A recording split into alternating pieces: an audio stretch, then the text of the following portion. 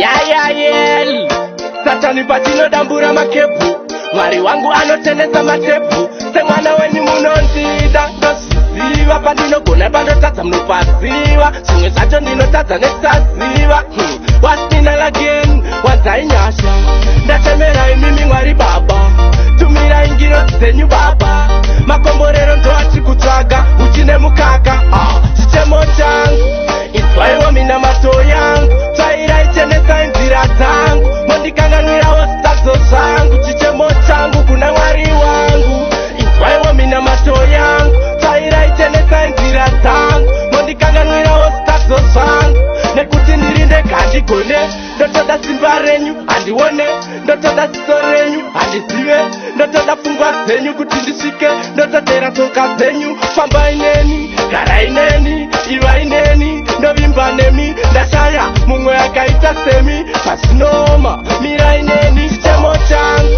Itwaiwa mina mato yangu Twaira ichenesa inzira zangu Mondikanganwira hostazo zangu Chichemo changu kuna mwari wangu Itwaiwa mina mato yangu Twaira ichenesa inzira zangu Mondikanganwira hostazo zangu Se mwana weni munondida Dosiziwa pandino gona pando tata mnopasiwa Sunge sacho ndino tata netaziwa Waspina again Wazainyasha Ndatemera imimi mwari baba Tumira ingiro zenyu baba Makomborero ndo achikutaga Uchine mukaka Chichemo changu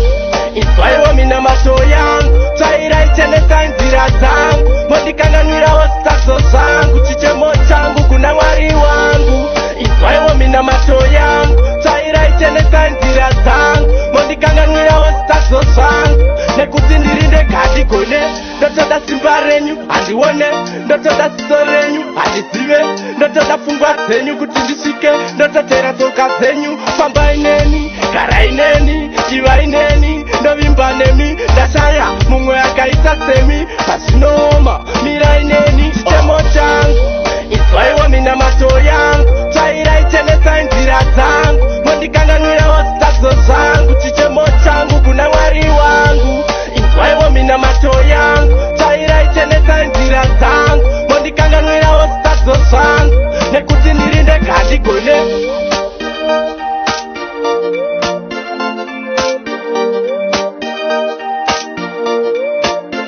Munasta Production